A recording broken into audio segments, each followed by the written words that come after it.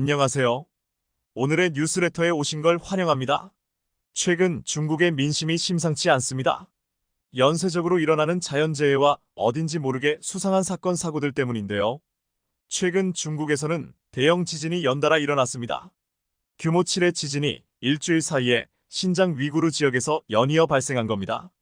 독일 지구과학연구소도 지난 23일 중국 신장 위구르 자치구와 키르기스스탄 국경지대에서 규모 7.01 지진이 발생했다고 밝혔습니다. 미국 지질조사국도 이번 지진이 상당한 피해가 발생할 수 있으며 재앙이 광범위하게 퍼질 가능성이 있다고 경고했는데요. 로이터 통신에 따르면 카자흐스탄과 우즈베키스탄도 이날 규모 6.7 지진이 발생했다고 보고했으며 지진 발생 지역과 가까운 알마티에서는 주민들이 잠옷 차림으로 밖으로 대피했다고 전했습니다. 인도 수도 뉴델리에서조차 강한 진동이 감지됐다고 보도했을 정도였습니다. 주목해야 할 것은 AP통신의 보도 내용입니다. AP통신은 미국 지질조사국은 이번 지진이 텐산 산맥에서 발생했다면서 지진이 활발한 지역이지만 이 정도 규모의 지진은 드물다고 보도했습니다. 텐산 산맥은 신장 위구르 자치구와 키르기스스탄, 우즈베키스탄, 카자흐스탄 4개국에 걸쳐 있는 산맥으로 관측 이래 해당 지역에서 발생한 가장 큰 지진은 1978년 규모 7.1의 지진이었습니다. 그 정도의 지진이 이번에 발생했으니 사상자가 없을 수가 없습니다. 중국 관영 매체들은 주택이 붕괴되고 최소 3명이 숨지고 5명이 다쳤다고 보도했지만 자세한 피해 상황은 보도되지 않고 있습니다.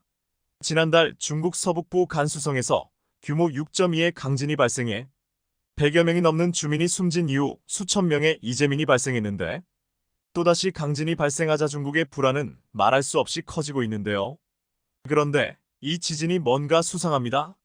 이렇게 의심을 눈초리를 보내는 이유는 작년 12월 최근 지진이 발생한 신장 위구르 지역과 아주 가까운 지역에서 중국의 핵실험장 확충 정황이 포착되었기 때문입니다. 작년 12월 중국이 지난 27년간 중단했던 핵실험을 신장 자치구에서 다시 하는 것 아닌가? 많은 의혹이 제기된 바 있습니다. 신장 위구르 자치구 인근에 위치한 러브포 핵실험장에서 시설 확장 등 핵실험 재개를 준비하는 움직임이 관찰되었기 때문입니다.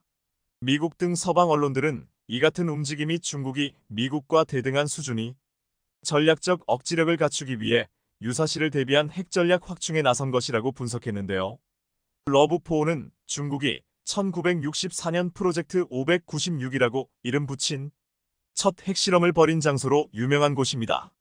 중국은 이곳의 5개 갱도에서 핵실험을 반복하다 1996년 포괄적 핵실험 금지 조약 CTBT 가입한 후 핵실험을 중단했다고 알려졌는데요. 그런데 뉴욕타임즈에 따르면 최근 위성사진 분석 결과 러브포의 핵실험장과 인근에서 시설 확장 공사를 진행하는 모습이 포착되었습니다. 갑자기 러브포 핵실험장에 깊이 500m가 넘는 갱도가 생겼는데 육안으로 봐도 핵실험용으로 추정되는 갱도였습니다. 또 언제 만들어졌는지 120km 떨어진 군사기지를 잇는 포장도로까지 만들어져 있었습니다.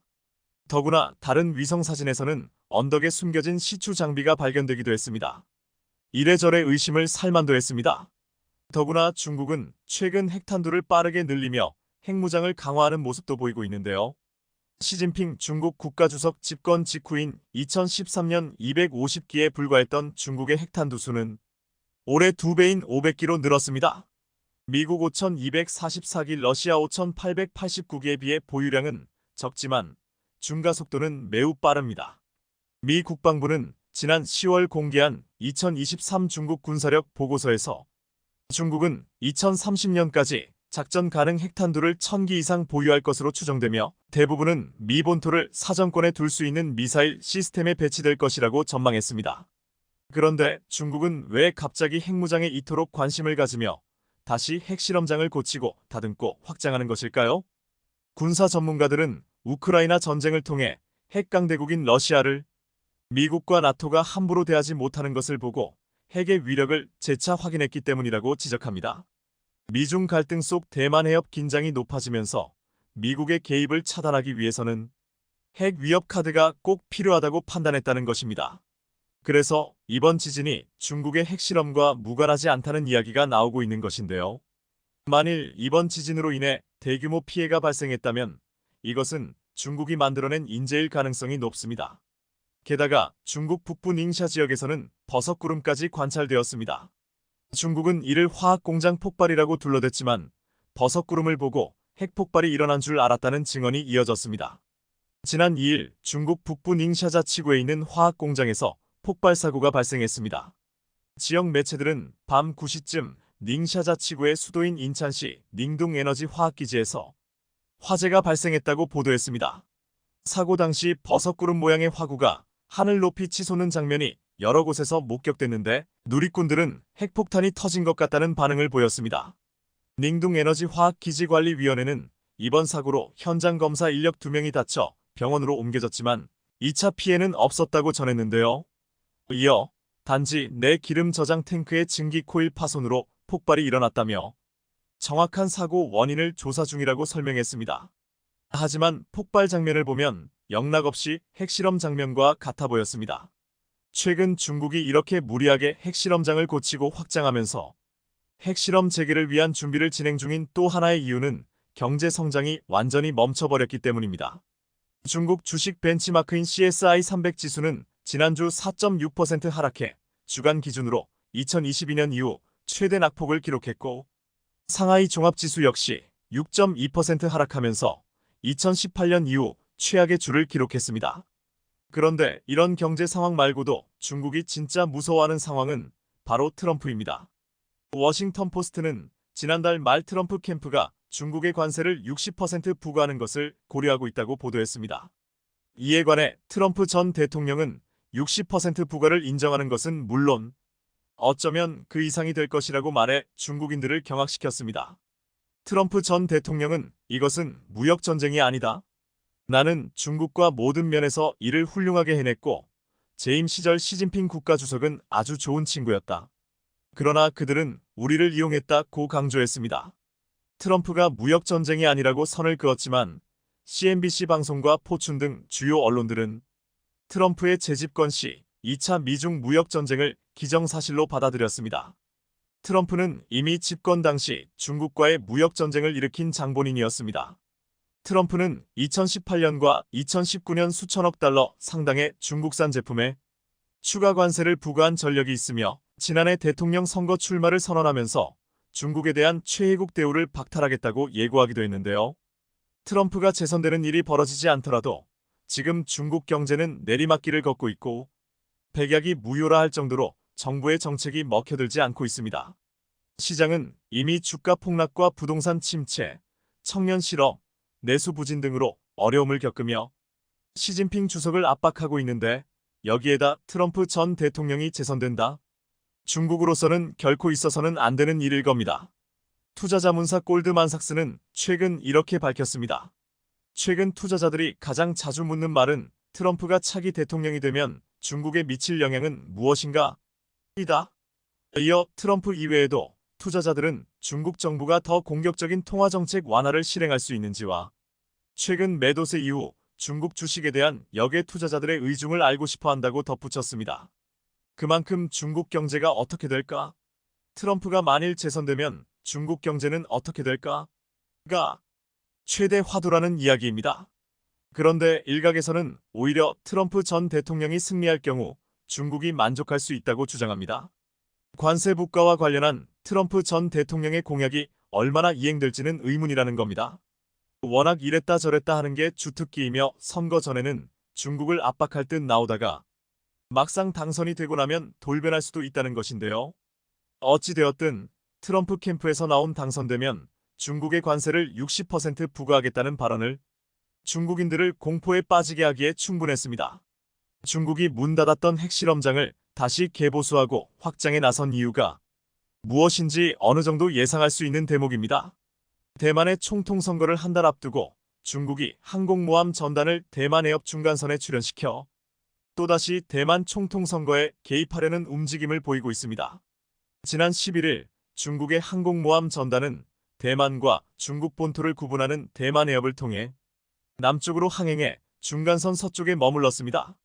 대만 해협 중간선은 1955년 미국 공군 장군인 벤저민 데이비스가 일방적으로 선언한 경계선으로 미국은 이 선을 넘지 말라는 암묵적 합의를 중국과 대만 양측에 압박해 왔습니다. 하지만 중국은 대만 해협이 국제수로가 아니며 자국의 내해라고 주장해 왔는데요.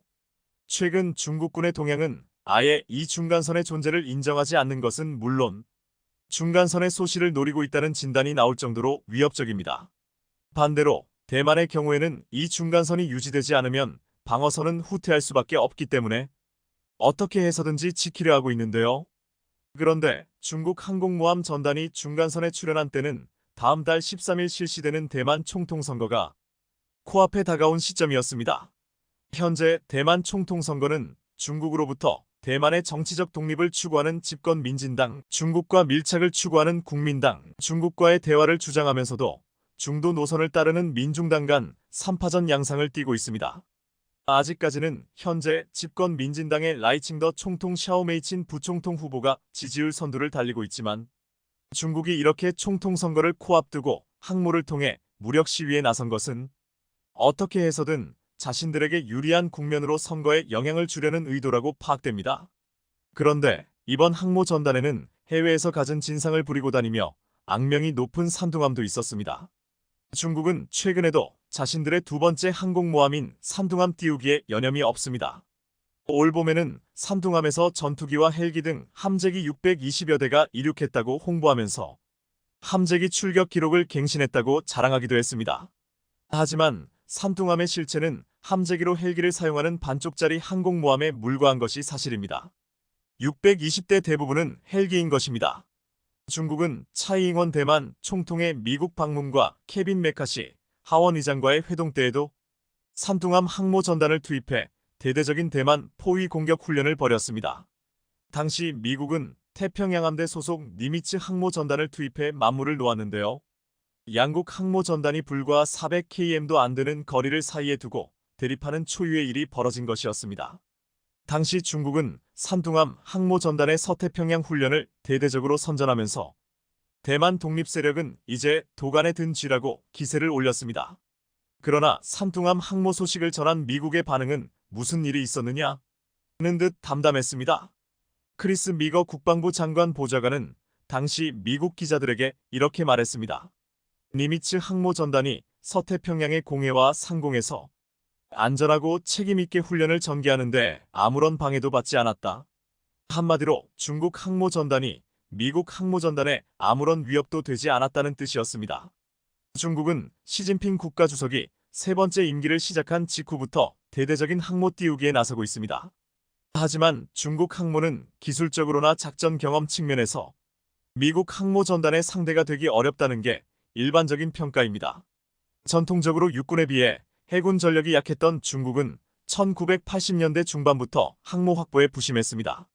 우여곡절 끝에 2012년 우크라이나에서 들여온 옛소련의 발야그 항모를 개조해 랴오닝함을 취역시키는 데 성공했는데 랴오닝함은 사실상 함재기 이착륙 연습을 위한 훈련용 항모로 평가받습니다. 미군 고위 관계자가 랴오닝함을 둘러본 뒤 장난감 수준이라고 했다는 보도가 나온 적이 있을 정도로 미군은 랴오닝함을 항모라고 보지 않았습니다. 절치부심한 중국은 랴오닝함 개조 과정에서 배운 항모 건조 기술을 바탕으로 2019년 자체적으로 설계해 제작한 첫 국산 항모인 산둥함을 취역시키는 데 성공했습니다. 산둥함은 외관은 랴오닝함과 비슷하지만 갑판 공간 설계를 크게 바꿔 함재기 탑재 대수를 40대 이상으로 대폭 늘렸고 갑판 아래도 함재기 적재 공간을 늘리는 등 서방국가 항모와 비슷한 형태로 구성을 바꿔놓았습니다. 하지만 뱃머리 부분을 12도가량 들어 올려 함재기를 이륙시키는 스키 점프대 등은 그대로 남았습니다. 랴오닝함과 산둥함이 채용한 옛소련식 스키 점프 방식의 가장 큰 단점은 함재기의 이륙 중량이 크게 떨어진다는 점이었습니다. 육상에 비해 활주로가 짧은 항모에서 함재기가 자체 동력으로 이륙하려다 보니 기체를 가볍게 할 수밖에 없는 것인데요. 이렇게 되면 무장도 최소화하고 적재 연료도 줄여야만 합니다. 더구나 항모의 전투력을 가능하는 척도인 소티소티 출격 횟수도 크게 떨어질 수밖에 없습니다. 단적으로 이렇게 비교하면 이해가 쉽습니다. 산둥함은 하나의 스키 점프대를 이용해 전투기가 한 대씩 시간을 두고 이륙하는 시스템인 반면 미국의 레이건함은 4개의 증기식 캐터펄트를 장착해 두 대의 전투기가 연속적으로 출격하는 게 가능합니다. 캐터펄트식은 출격 횟수가 스키점프 방식의 23배로 늘어난다고 보면 됩니다. 또한 동력 성능에 있어서 중국 항모는 미 항모에 비해 크게 뒤떨어집니다. 랴오닝함과 산둥함은 물론 중국이 곧 해상시험에 들어가는 푸제남 등도 모두 디젤 엔진을 장착한 재래식 항모인 반면 미국은 핵추진 동력을 쓰고 있습니다. 핵추진 항모는 별도의 급유 없이 장기간 해상에 머무르면서 작전하는 것이 가능하지만 재래식 동력을 사용하면 작전 기간이 10일 전후로 줄어듭니다. 기간을 늘리기 위해서는 엔진 가동에 필요한 연료를 실은 보급선이 계속 따라다녀야 합니다. 주목해서 볼 점은 지난번 서태평양 진출 훈련을 한 산둥함도 호위함 한 척과 보급함 한 척 등 달랑 두 척의 수상함만 거느린 채 훈련에 나왔다는 점입니다. 즉 산둥함이 훈련에 한번 나오면 모항으로 돌아갈 때까지 필요한 기름 걱정하기 바쁜 상황이란 것을 알 수 있습니다.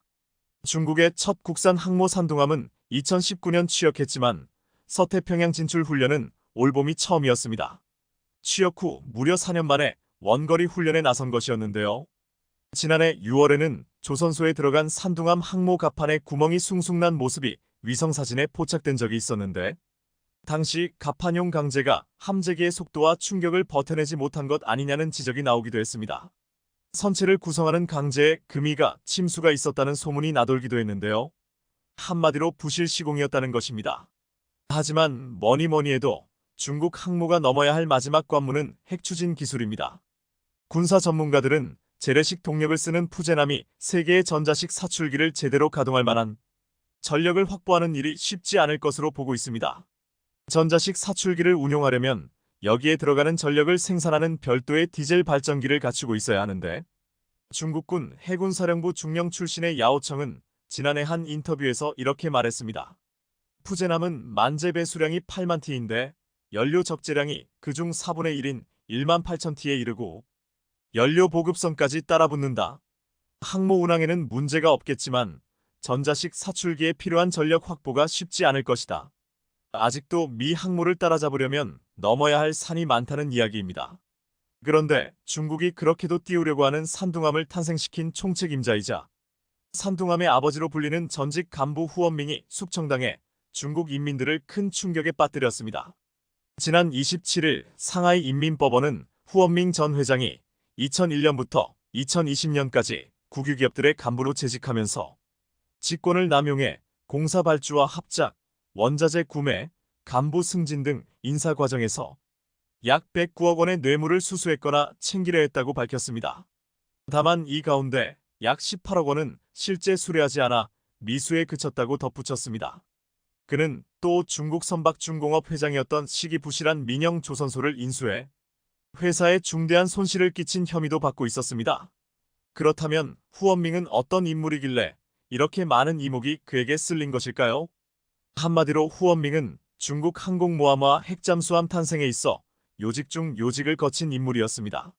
그는 중국 항공공업과 중국병기공업그룹의 요직을 두루 거친 후 2010년 항공모함과 핵잠수함 등 중국 핵심 해군 장비 개발과 생산을 담당하는 중국 선박중공업 서기 겸 부총경리로 일했던 인물입니다. 지금 생각해보면 후원밍 인생의 정점은 중국 최초의 국산 항모인 산둥함 연구 개발의 총지휘자로 나서 2019년 산둥함이 정식 취역했을 때였습니다. 중국 최초 항모인 야오닝함이 미완성 항모를 사들여 개조한 것인데 반해 산둥함은 중국 최초의 독자 기술로 건조된 항모로 중국 해양 굴기에 이정표를 세우며 해군력 증강에 중대한 역할을 했다는 평가를 받았고 그래서 총책임자였던 후원밍은 산둥함 개발로 단숨에 국민 영웅으로 떠올랐습니다. 하지만 국민 영웅은 수뢰제와 직권 남용으로 역사의 뒤안길로 사라지고 말았습니다. 일각에서는 후원밍이 산둥함 개발을 진두지휘했고 육해공군 3군의 군사장비 건조에도 관여했다며 그의 낙마가 국가 기밀 유출과 관련이 있는 것 아니냐는 의혹을 제기하기도 했는데요. 이렇게 중국 첫 국산 항모를 탄생시킨 국민 영웅마저 숙청되는 등 엄청난 회오리가 펼쳐지고 몇 해십 년 동안 중국군에 충성해온 간부들이 하루아침에 사라지는 일이 벌어지고 있는 반면 최근 한국에서는 정반대의 안타까운 소식이 들려왔습니다. 국산 초음속 전투기 KF-21 보람의 사업의 타당성 조사와 발전 방안 연구 등을 총괄하던 한국국방연구원 KIDA의 고병성 획득 사업 분석단장이 과로로 쓰러진 것입니다. 병원으로 후송됐지만 뇌사 판정을 받은 것으로 전해졌는데요. 그는 KF-21 전투기 사업 분석단을 이끌어왔고 최근 KF-21의 첫 양산 사업에 대한 타당성 조사 연구와 관련해 마음고생이 심했던 것으로 알려졌습니다. 고 단장은 양산하면서 미사일 성능도 업그레이드하면 된다는 개발사 측과 절충안을 찾으려 수일간 밤을 새웠다고 합니다. 무기체계 전문가로 지난 20여 년간 KIDA에서 근무한 그의 손을 거쳐간 주요 무기만 45가지는 되는 것으로 알려졌습니다. 한국국방연구원은 탄도미사일 개발에 참여했던 한국국방과학연구소 ADD 연구원이 지난 21일 실험 중 폭발로 순직한 사건에 이어 국방 업무에 종사하는 또 한 명의 이름 없는 영웅이 일터에서 본분을 다하다 소천했다며 안타까움을 표명했습니다. 국방 업무에 종사하는 연구 인력에 대한 두 나라의 상반된 평가를 보여주고 있습니다. 현재 중국에서는 자기들의 국산 첫 항공모함을 탄생시킬 정도로 국가에 헌신했고 한때 국민 영웅으로 떠받들었던 인물까지도 하루아침에 숙청할 정도로 피바람이 물고 있습니다. 대체 중국군 내부에서 어떤 일들이 벌어지고 있는 것인지 이 편에서 더 자세히 다루도록 하겠습니다. 최근 대한민국의 방산 및 과학기술 분야에서도 주목할 만한 소식이 나왔습니다. 미국을 뛰어넘는 강력한 레이더에 들어가는 핵심 기술 개발에 성공했다는 소식입니다. 즉, 앞으로 한국이 전 세계에서 가장 강력한 AESA 레이더를 갖게 되어 군사 분야에 큰 발전이 있을 것이라는 내용인데요. 과연 어떤 소식인지 자세히 알아보겠습니다. 현재 전 세계적으로 국방, 군사의 중요성은 어느 때보다 대두되고 있는 상황입니다. 이런 상황에서 대한민국은 군사적 자주성을 강화하고 국방력을 향상시키기 위해 노력하고 있습니다. 한국 방산 분야의 가장 중요한 사업으로 평가되는 KF-21 사업이 양산이 축소 위기에 놓였다가 지난 12월 24일의 발표를 통해 기존 양산 계획인 40대로의 유지가 확정되었습니다. 이러한 결정은 많은 국민들의 노력과 걱정, 그리고 이를 개발해낸 연구원들의 지원이 결합된 결과로 볼 수 있습니다. 특히 많은 국민들이 대한민국 안보에 대한 우려가 있었기 때문에 이런 점들이 반영되어 KF-21 프로젝트가 예정대로 진행된 것입니다. 이에 따라 2024년도 국방 예산은 2023년 대비 4.2% 증가한 59조 244억 원으로 확정되었습니다. 이 중에서 KF-21 최초 양산 사업을 위한 금액으로 2,387억 원이 예산에 포함되어 있습니다. 이로써 초도 물량 양산 축소로 인해 약속된 예산이 제외되어 있던 상황에서 국방 예산이 확정되어 KF-21 프로젝트가 지속적으로 진행될 수 있게 되었습니다. 여기서 재미있는 점은 이슈를 제기했던 일부 인원들을 제외하고는 국회, 국방부, 방위사업청 등 모두가 KF-21 도입 사업을 예정대로 추진해야 한다는데 동의했다는 것입니다. 이는 정치적인 이해관계를 떠나 한국의 국방력 강화에 대한 공감대가 형성되었다는 긍정적인 신호로 해석될 수 있습니다. 정상적인 숫자로 다시 돌아왔다는 소식이 매우 다행이긴 합니다만 KF-21 사업에서 초도 물량 양산의 성공은 이제 출발선상에 선 것일 뿐 앞으로는 본격적인 양산과 추가 무기 체계의 발전이 더욱 필요한 상황입니다. KF-21 보람에는 1차 양산이 시작되면서 2024년부터 본격적인 양산 사업에 착수할 예정이며 2026년에는 전력화를 시작하여 2028년에는 KF-21 40대가 노후화된 F5 계열기를 대체하는 계획입니다. 또한 블록 2의 개발을 통해 공대지 타격 능력을 향상시키고 추후 2032년까지 80대를 추가로 생산하여 120대의 KF-21을 운영하게 될 것입니다. 그러나 이러한 계획이 원활히 진행되려면 시간과 예산이 더욱 필요할 것으로 보입니다. KF-21은 현재 블록 1단계로 개발되었으며 블록 2와 블록 3의 개발이 예정되어 있습니다. 블록 2는 공대지 타격 능력을 향상시키고 내부 무장창 유무 등 복합 체계의 추가가 기대되며 블록 3가 돼서야 더욱 세련된 기술과 능력이 구현되며 완성체가 될 예정입니다. 이 모든 것을 완성하려면 더 많은 시간과 예산이 필요하다는 현실을 명심해야 합니다. 뿐만 아니라 국산 무기 체계의 타당성에 대한 조사가 부정적으로 나올 가능성도 여전히 존재하며 일부 언론이나 정치인들은 KF-21에 대한 비판을 계속하여 제기하고 있습니다. 그러나 우리는 이러한 도전에 대처하며 지속적인 발전과 세계 시장에서의 수출을 통해 KF-21을 국제적으로 알리고 국방력을 향상시켜 나가야 합니다. 그러기 위해서는 전투기 관련 수출 시장을 늘리고 기체 양산 가격을 낮추며 부가가치를 창출하는 것이 유일한 대안으로 보입니다. 특히 동남아 지역에서는 FA-50과 같은 한국의 무기에 대한 신뢰가 높아 KF-21까지 연계되는 수출 전망이 밝습니다. 이를 통해 대한민국은 국제적으로 KF-21의 입지를 높여나갈 수 있을 것입니다. 그런데 마침 한국 방산 수출 전망을 더욱 밝혀줄 소식이 나왔는데요. 대한민국의 방산 및 과학기술 분야에서도 주목할 만한 소식이 나온 것입니다. 고출력 겐질화 갈륨 RF 반도체와 전력 반도체 소재 분야에서 선두주자인 RFHIC가 국내에서 4인치 다이아몬드 웨이퍼를 개발했다고 발표했습니다. 이는 국내에서는 처음으로 이뤄진 성과로 과학기술계에서 큰 주목을 받고 있습니다. 즉, 이로 인해 한국이 전 세계에서 가장 강력한 AESA 레이더를 갖게 될 전망인데요. AESA 레이더는 전자적으로 스캔되는 안테나 배열로 구성되어 있으며 다이아몬드 웨이퍼를 사용함으로써 군사 분야에서 다양한 이점을 얻을 수 있습니다.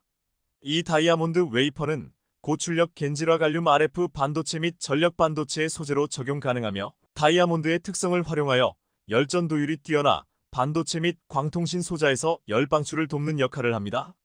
RFHIC는 이러한 다이아몬드 웨이퍼를 개발함으로써 기존의 다이아몬드 방열 소재의 한계를 극복하였습니다.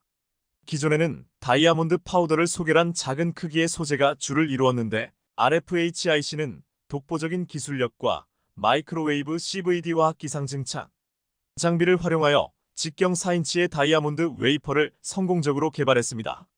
이 4인치 다이아몬드 웨이퍼는 특히 겐 소자에 접합할 경우 기존의 구리CU 방열 소재와 비교하여 RF 반도체 및 전력 반도체 소자의 구동 시 무려 4배 이상의 열을 효과적으로 분산하고 배출할 수 있습니다. 이를 통해 열전 도도가 높아져 기존의 구리 방열 소재를 사용한 소자에 비해 최소 50%에서 최대 200%까지 RF 출력을 증가시킬 수 있게 되었습니다. 특히 이 기술은 전투기 AESA 레이더 시스템에서 활용될 수 있는데요. 주요 특징으로는 5가지가 있습니다. 첫 번째로 방금 말씀드린 것처럼 다이아몬드 웨이퍼의 핵심 장점 중 하나는 뛰어난 열전 도성과 열방산 특성입니다. 다이아몬드는 고열 전도율과 열 안정성이 뛰어나기 때문에 AESA 레이더에서 발생하는 고열을 효과적으로 분산하고 배출할 수 있습니다. 이는 고출력 전자 소자에서 발생하는 열 문제를 크게 완화시켜 레이더의 성능을 향상시킵니다. 두 번째로 다이아몬드 웨이퍼는 뛰어난 전기 특성을 가지고 있어 높은 주파수에서도 안정적인 성능을 유지할 수 있습니다. 이는 레이더의 높은 주파수 작동이 요구되는 군사 응용에 이상적입니다. 세 번째로 소자 성능이 대폭 향상됩니다. 다이아몬드 웨이퍼를 사용하면 기존의 실리콘 웨이퍼보다 수백 배 이상 성능이 향상될 수 있습니다. 이는 군사용 레이더의 송수신 소자 및 전력 증폭기 등에서 높은 출력 및 민감도를 달성할 수 있음을 의미합니다. 네 번째로 신속하고 정밀한 스캔이 가능합니다. AESA 레이더는 안테나 배열의 개별 요소를 독립적으로 제어하여 빠르고 정밀한 빔 스캔이 가능합니다. 다이아몬드 웨이퍼를 사용하면 안테나 배열의 각 요소에 대한 빠른 전력 전환 및 높은 신뢰성을 확보할 수 있습니다. 즉, 레이더 탐지 거리가 대폭 늘어나 더 먼 거리에서 스텔스 기기를 탐지해낼 수 있다는 것입니다. 마지막으로 안정성이 매우 강화됩니다. 다이아몬드는 강도와 내구성이 뛰어나며 화학적으로 안정적이라는 특징이 있습니다. 이는 전투 상황에서의 신뢰성과 내구성을 향상시키며 군사적으로 중요한 환경에서 사용할 때 유리한 점을 이러한 특성은 전투기가 다양한 환경에서 작전하고 이동할 때 전반적으로 정확한 성능과 안정성까지 모두 제공하는 데 기여할 것으로 기대됩니다. 전투기 레이더 시스템의 성능 향상은 군사작전에서 핵심적인 역할을 수행합니다. 정확하고 빠른 정보 수집은 전략적인 이점을 가져오며 다이아몬드 웨이퍼를 통한 열 제어 기술은 이러한 군사 응용 분야에서 혁신적인 발전을 이끌어낼 것으로 전망됩니다. 이렇게 엄청난 기술을 개발해낸 RFHIC는 이동통신과 방위산업 분야에서 성과를 거두고 있는 화합물 반도체 전문 기업으로 주로 신소재인 질화갈륨겐을 활용한 RF 트랜지스터와 전력 증폭기를 주력으로 생산하고 있습니다. 회사는 공학 박사인 설립자 조사멸 회장과 경제학을 전공한 조덕수 대표이사의 리더십으로 이뤄지고 있습니다. RFHIC는 1999년에 설립되었으며 초기에는 겐 소재를 사용한 트랜지스터 방식의 개발에 어려움을 겪었습니다. 그러나 회장인 조사멸의 확고한 믿음과 연구 노력 끝에 2005년에는 겐 전력 증폭기 기술을 개발하고 이를 토대로 2010년에는 상용화에 성공했습니다. RFHIC는 경기도 안양시 동안구 평촌에 위치하며 무선통신용 겐 반도체 핵심 부품을 제공하며 방위산업에서의 겐 MMIC 마이크로파 집적회로 반도체 연구 개발에도 주력하고 있습니다. 회사는 국방 신산업 5대 분야 중 반도체 분야에서 RF겐 반도체 기술로 제1기 방산혁 신기업으로 선정되기도 했습니다.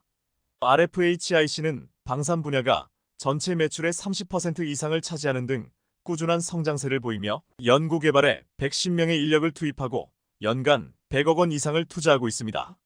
이제 RFHIC는 방산 분야에서의 성공을 바탕으로 미국, 유럽 등에서 글로벌 시장을 공략하고 있습니다.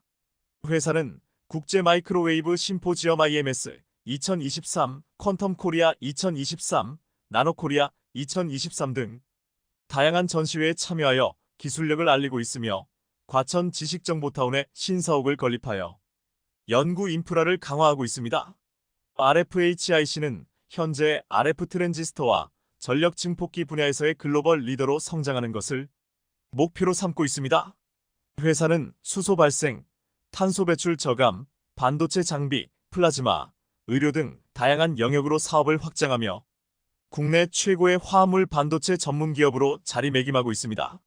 이 회사는 이번에 개발한 혁신적인 다이아몬드 웨이퍼를 향후 5G, 6G, 위성통신, 방산용 전력 증폭기 등 다양한 분야에 활용할 계획이며 초기에는 테스트 및 양산을 진행할 예정입니다.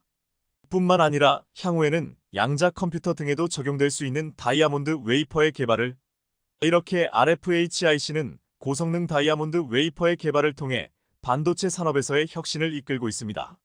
이번 다이아몬드 웨이퍼 개발 소식에 군사 전문가들 및 국민들도 굉장히 반기고 있습니다. AESA의 핵심인 겐 반도체는 시웨이퍼가 소재인데 미국과 일본만 생산하는 전략물자로 수입할 때도 매번 허가를 받아야 하기 때문에 이번 개발이 매우 중요한 지표가 될 것이다. 높은 열전도로 냉각 효율이 높아져 강력한 출력을 낼 수 있다. 즉, 레이더 탐지거리가 대폭 늘어나게 된다. 빨리 상용화까지 이뤄졌으면 좋겠다라는 긍정적인 의견들을 보였습니다. 최근 몇 년간 국내 군사 분야 최대 화두 중의 하나는 국산 AESA 레이더의 국산화 성공이었습니다. 미국 등 선진국이 기술 이전이나 유출을 극도로 꺼리는 핵심 기술이기 때문입니다. 불과 몇 년 전 한국은 가장 핵심 소자인 질화갈륨겐 반도체 소자까지 국산화를 했으며 이번에 다이아몬드 웨이퍼라는 새로운 기술을 이용해 개발해내면서 업계를 깜짝 놀라게 했습니다. 기존 미국이나 일본의 특허를 피해가면서도 전력 증폭률이나 열전도율이 훨씬 높아 내열성이 뛰어난 것으로 판명되어 이 레이더를 실험한 이스라엘조차 경악을 금치 못했었다는 소식도 나왔습니다.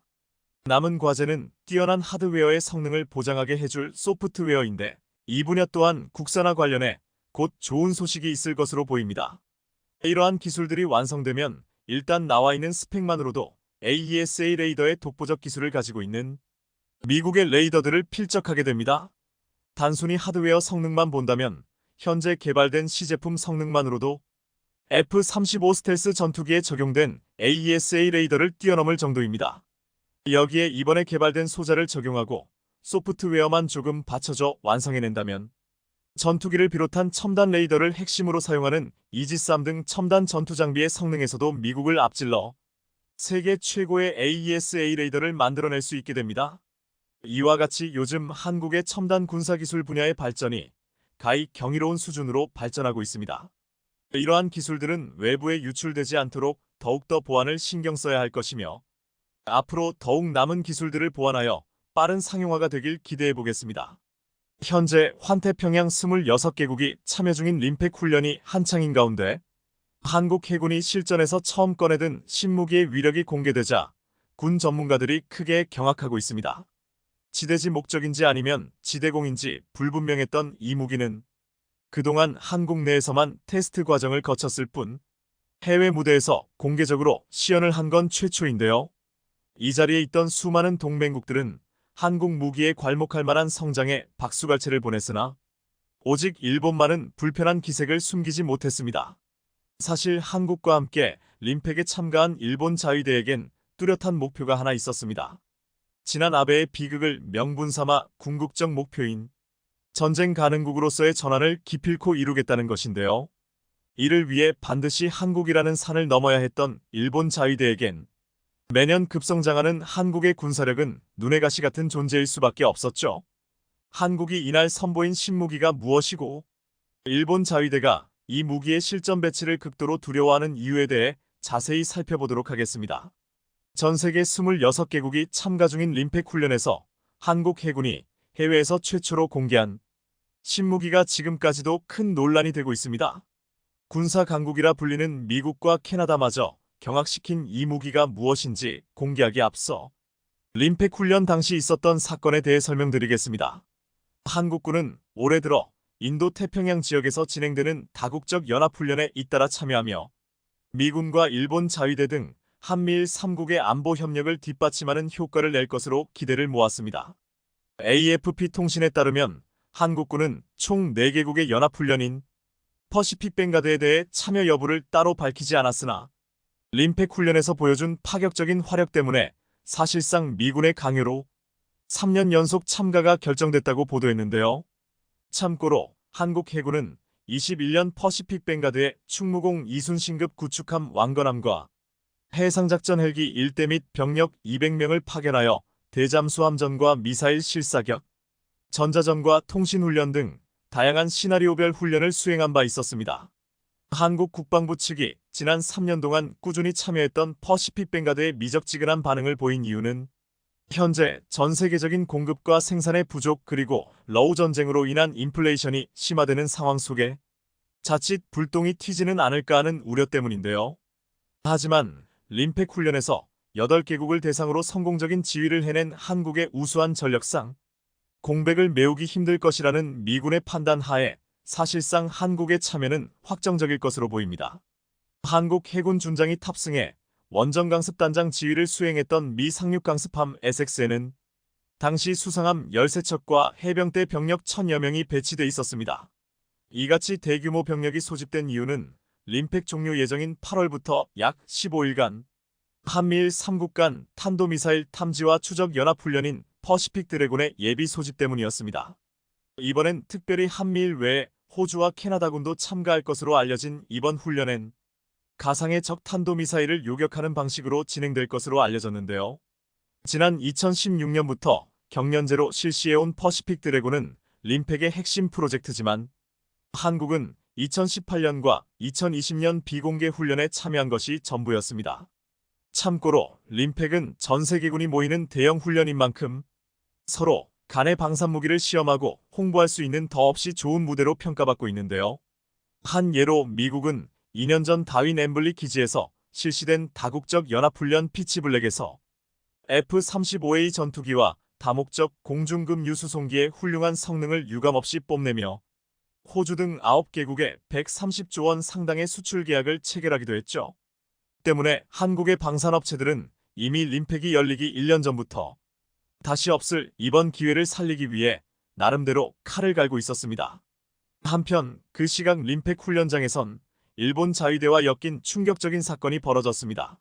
일본 자위대는 이번 림팩에서 항공모함으로 개조 중인 이즈모, 다카나미 등 호위함 2척과 PL 초계기 1대를 파견했는데요.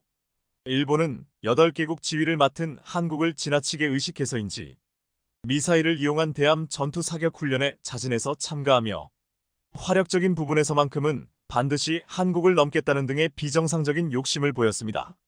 하지만 그때 일본 자위대 머리 위로 어디선가 날아온 2.75인치 크기의 유도 로켓, 비록 작은 크기에 불과했으나 그 위력은 일본이 자랑하는 호위함 한 척 정도는 충분히 전투불능 상태로 만들 무시무시한 성능이었는데요. 게다가 그 속도가 어찌나 빨랐는지 다카나미함에 탑재된 레이더는 이 유도 로켓이 바로 코앞까지 도착할 때쯤에서야 탐지 알림음을 뿜어대기 시작했습니다. 이 엄청난 무기의 정체는 바로 한국산 유도 로켓 비공 LIGNX-1과 방위사업청 및 해군 측은 2021 임팩에 참가한 모든 국가들을 대상으로 비공의 기술력을 널리 알리고 해외 시장을 새롭게 개척하려는 등 공격적인 시장 개척의 기회로 삼은 듯 보였습니다. 비공은 해상 이동 표적에 대응하기 위해 한미 양국의 기술 교류로 2016년 개발해낸 2.75인치 유도 로켓인데요. 약 7cm 정도의 작은 크기에도 최신의 기술인 유도 조종 장치가 탑재되어 있는 것이 특징입니다. 망각 방식의 유도 로켓 비공은 다수 표적에 동시 대응할 수 있고 무엇보다 이동 탑재 기술을 적용해 기동성이 우수한 데다 차량에 대한 표적 탐지 및 발사 통제 장치를 두루 갖춰 단독 작전에도 요긴하게 쓰일 수 있습니다. 비공이 실전 배치된 건 2019년으로 이는 최초로 비행 사격 시험을 통과한 것을 비롯 다양한 검증 과정에서 우수한 성적을 거두며 첨단 성능을 입증했기 때문인데요. 참고로 당시 평가 과정엔 미국의 해외 비교 시험 프로그램인 FCT에서 파견한 평가단이 참가했으며 이는 한국이 만든 비공의 우수성 및 기술 시험 평가를 돕기 위해 미 국방부에서 진행한 프로그램으로 알려졌습니다. 지난 6월 국내에서 공개된 영상에 따르면 비공의 사거리는 8km이고 운용평가에서도 저가형 무기답지 않게 높은 명중률이 기록됐습니다. 비록 사거리가 길다고 볼 수는 없으나 고속 기동하는 표적에 전부 명중할 정도로 정확도가 뛰어났고 이에 미 국방부도 만족하여 그 즉시 운용적 합 판정을 내렸습니다. 참고로 미군이 비공의 시험평가에 숟가락을 얹은 데는 나름대로의 속사정이 있었습니다. 미 해군은 주로 하푼과 같은 대형 대함미사일을 운용할 계획이었으나 하푼을 쓰기엔 아까운 적의 고속정이 난입할 경우 그보다 아래급인 SME와 같은 미사일을 이용할 생각을 갖고 있었습니다.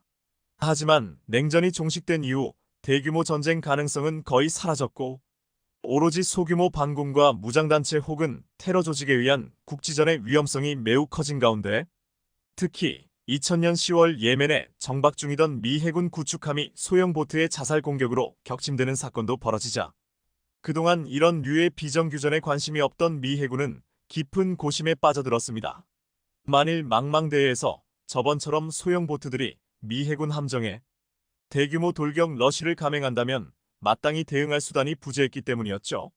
한 포만으로 이들을 요격하기엔 짧은 사거리와 느린 연사력이 마음에 걸렸고 그렇다고 대함미사일로 대응한다는 것은 비용적인 면에서 심각한 낭비를 초래할 수 있었습니다.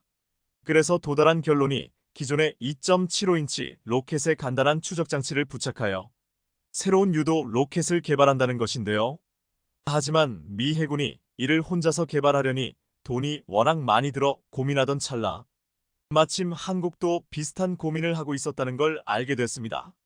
당시 한국군은 북한군이 호버크래프트에 특수부대를 태우고 서해 오도나 인천 혹은 수도권에 상륙하여 기습 점령하거나 후방 교란을 야기할 가능성을 매우 우려하고 있었는데요.